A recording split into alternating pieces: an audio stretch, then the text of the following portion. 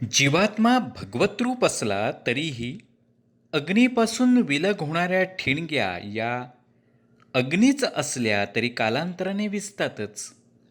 ईश्वर अंशरूप जीवाला शरीरस्थित झाल्यावर ईश्वरापासून विझू पाहत असतानाच त्याला पुन्हा चैतन्यमयी ज्ञानाचा उपदेश करत चेतनामय करते, ती श्रीमद्भगवद्गीता. गुरुर्ब्रह्मा गुरुर्विष्णू गुरुर्देवो महेश्वरः गुरुसाक्षात परम ब्रह्म तस्मै श्री गुरवे नमः. तस्मै श्री साईनाथाय नमो नमः. मंडळी, आपण आता गीतेच्या 18 अध्यायांपैकी 6 अध्याय पूर्ण केले. म्हणजे 1/3 गीता आपण आता पूर्ण केली. आता 7व्या अध्यायाला सुरुवात करायची आहे. 7व्या अध्यायामध्ये भगवंत एका वेगळ्याच विषयाला सुरुवात करत आहेत बरं का. काय झालं, प्रत्येक अध्याय पूर्ण झाल्यावर त्या अध्यायापर्यंत आपण काय शिकलो असा आढावा आपण प्रत्येक वेळेला घेतच असतो. पण आत्ता मात्र मी प्रत्येक अध्यायाचा आढावा वेगळा नाही घेणार आहे. एकूणच आपण 6 अध्यायात काय शिकलो ते आपण थोडक्यात पाहणार आहोत. आजवर ज्या ज्या संतांनी ऋषीमुनींनी किंबहुना ज्यांनी जे विद्वान लोकांनी गीतेवर भाष्य लिहिले आहेत त्यापैकी प्रत्येकाचं स्पष्ट असं मत आहे बरं का की तत्त्वम असी हे तत्त्व विशद करून सांगण्यासाठी भगवद्गीता आहे. म्हणजे तत्त्वज्ञानाचा ग्रंथ आहे शेवटी हा. आणि या महावाक्याचा उपदेशच अर्जुनाला भगवंतांनी या गीतेद्वारे सांगितलेलं आहे. आता हे जे वाक्य आहे तत्त्वम असी, ते आपण समजा त्वम तत् असी म्हणजे तू ते आहेस असं घेतलं. त्यातला जो तू आहे किंवा त्वम आहे म्हणजेच आपण सगळे आहोत ना. त्या त्वमचा अर्थ विशद करण्यासाठी त्या त्वमची आत्ताची परिस्थिती काय आहे आणि त्यांनी काय काय साधना करून स्वतःमध्ये काय बदल घडवायला पाहिजेत हे सांगणारा अध्याय आहे. म्हणजे त्वमपद साधना त्वमपद प्रधान साधना हे नक्कीच आहे. आणि म्हणून मग काय करायचं आहे, आपण या अध्यायातून शिकायचं आहे. काय शिकायचं आहे, आपण साधक तर आहोत ठीक आहे, पण अधिक उत्तम साधन कसं होऊ हे या साधनापाद म्हणून शिकायचं आहे. कारण काय होतं, आपण गीतेला जेव्हा अभ्यासाला सुरुवात केली ना, अगदी पहिल्या प्रवचनात मी आपल्याला सांगितलं होतं, आठवत असेल की गीतेचा अभ्यास आपण जो करतो आहे तो आपल्याला लोकांनी पंडित म्हणावं, विद्वान म्हणावं, ज्ञानी म्हणावं म्हणून नाही करत आहोत. आपण का करतो आहे, गीता हे जीवन जगण्याचं शास्त्र आहे, मरण्याचं शास्त्र नाही हो. अहो, मरण्याचं शास्त्र असताना तर त्यांनी शरपंजरी पाडलेल्या भीष्मानं सांगितली असती. रणांगणावर, जीवनाच्या रणांगणावर उभ्या राहिलेल्या अर्जुनाला गीता का सांगितली, कारण जीवन उत्तम रीतीने कसं जगावं हे सांगणारं शास्त्र गीता आहे. त्यामुळे ह्याच्यामधून आपल्याला काय शिकता येईल, आपलं जीवन अधिक चांगलं कसं करता येईल गीतेच्या अभ्यासातून हे आपल्याला शिकायचं आहे. भगवद्गीता आपल्याला असं सांगते की भगवंताची अभिव्यक्ती या जगात 3 स्तरावर होते. कुठले 3 स्तर आहेत, जीव, जगत आणि ईश्वर हे ते 3 स्तर आहेत. आणि या तिन्ही ओळखीनं, या तिन्ही अभिव्यक्तीनं ओळखण्याची जी प्रक्रिया आहे ना, जी पद्धत आहे ना, तिला आपण आध्यात्मिक साधना असं म्हणतो. दुसरं तिसरं काहीच नाही आहे. अगदी सत्य आहे.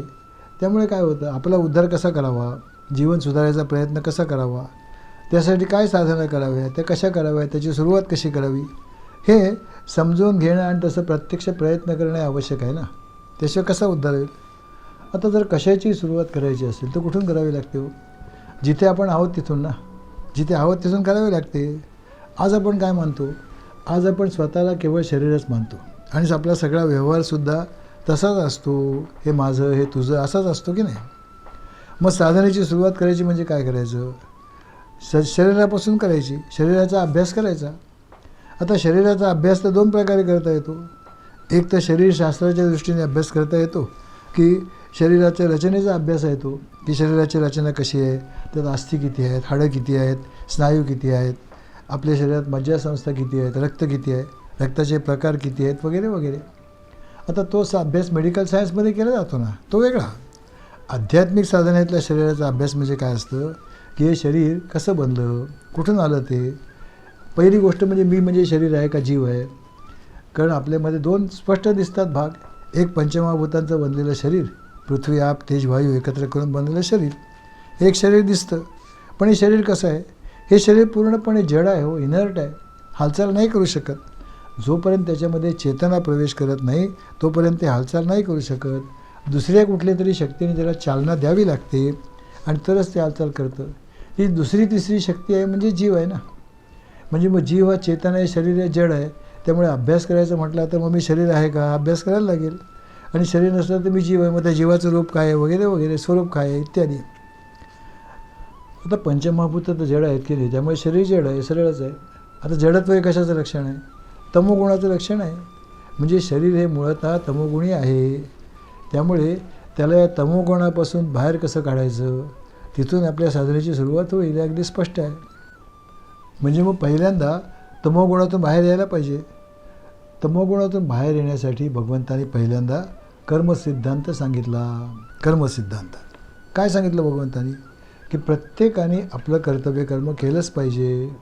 पण ते कसं करावं बरं? धर्मकर्म करा. धर्माला संमत, नीतिशास्त्राला संमत, कायद्याला संमत असं कर्म आपापल्या आश्रमधर्माप्रमाणे करा, हे नक्कीच आहे. योग्य प्रकारे विहित कर्म करा आणि काय होईल? पण तुम्हाला पुण्यप्राप्त होईल. त्यामुळे मग पुण्यप्राप्तीचा फायदा काय होईल? पुण्यप्राप्तीचा फायदा आहे, जर चुकीचं केलं तर काय होईल? निषिद्ध कर्म केलं, चुकीचं कर्म केलं तर पापाची प्राप्ती होईल. म्हणजे कर्मसिद्धांत अगदी स्पष्ट आहे की जसं करावं तसं करावं. As you sow shall you reap. जसं जर काय होईल, तुम्ही तांदूळ लावला तर तांदूळ येईल, गहू लावला तर गहू येईल, आणि तुळस लावली तर तुळस येईल, भांग लावली तर भांग येईल. जे काय पेरावं तसं उगवतं आहे, अगदी सत्य आहे. त्यामुळे चांगलं काय, वाईट काय, योग्य काय हे आपण ठरवावं लागतं. आणि चांगलं आणि योग्य कृत्य केलं तर काय होईल? पुण्य प्राप्त होईल. पुण्य प्राप्त झालं तर काय होतं?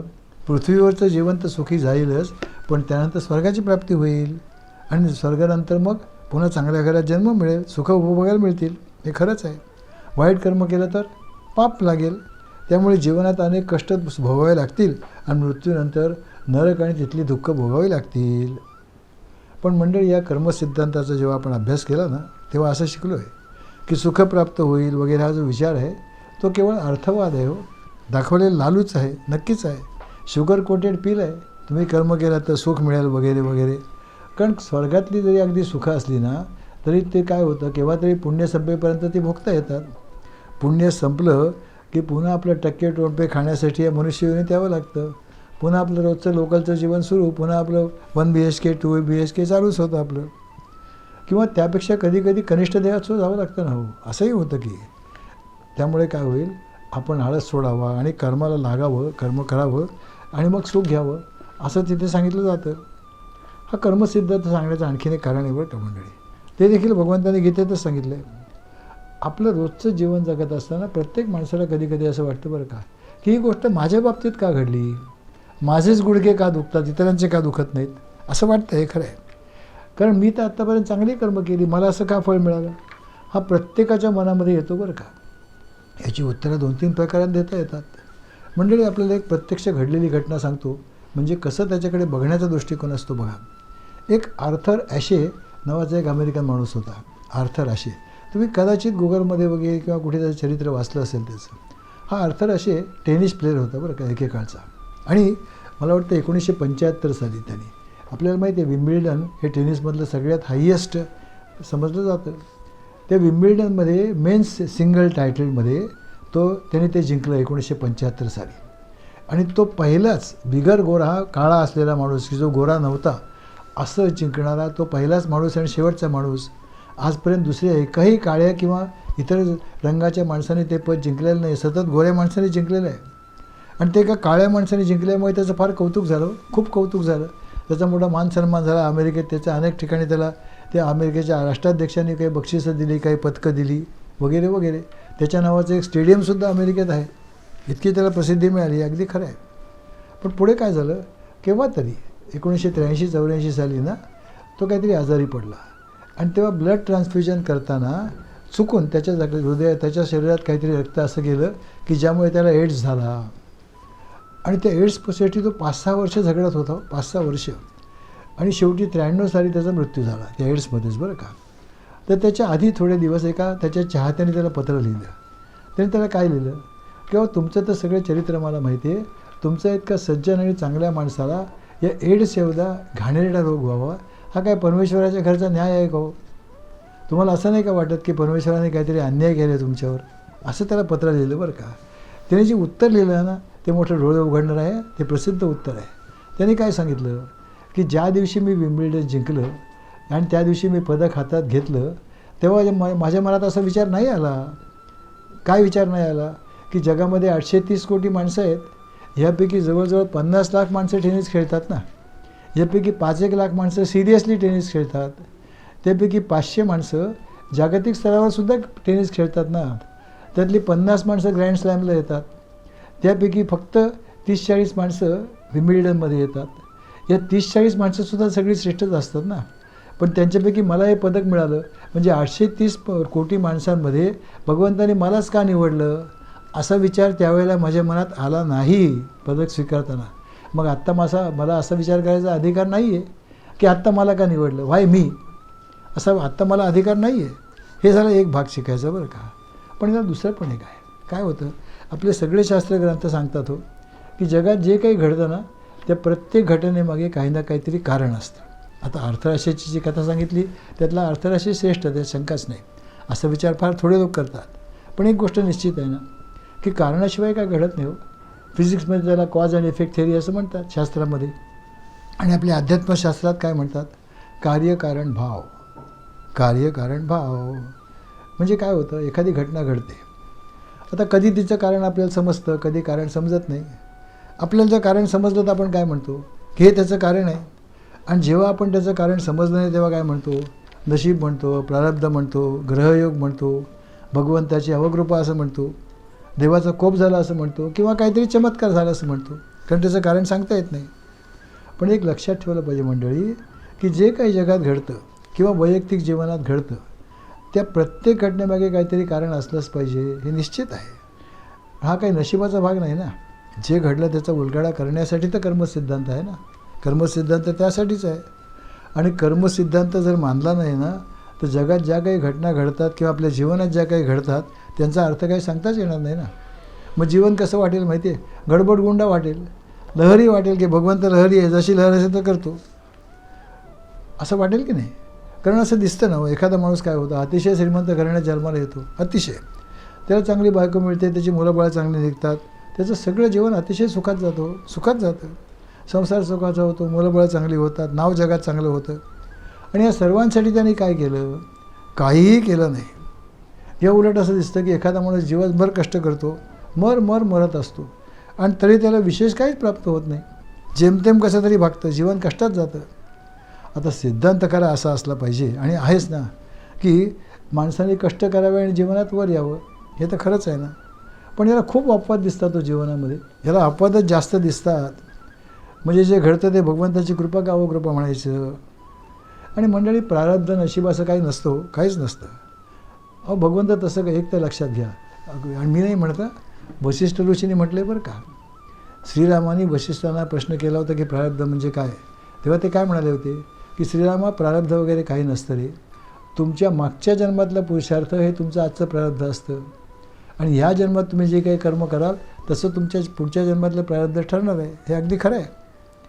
आणि दुसरा विचार करा की शेवटी आपण सगळेजण भगवंताचे लेकरं आहोत की नाही. आपण म्हणतो सुद्धा त्वमेव माता पिता त्वमेव. मग कुठल्या तरी आईबापांना असं वाटतं का की आपलं एक मूल सुखात राहावं आणि दुसऱ्याने मात्र कायम दुःखात राहावं, असं कधी वाटेल का. आईवडिलांना सगळी मुलं सारखीच असतात ना हो, त्यात काय शंका आहे. एक जास्त प्रिय, कमी प्रिय असं काय असू शकतं का. मंडळी जे काही घडतं ना ते आपल्याच कर्माची फळं असतात बरं का.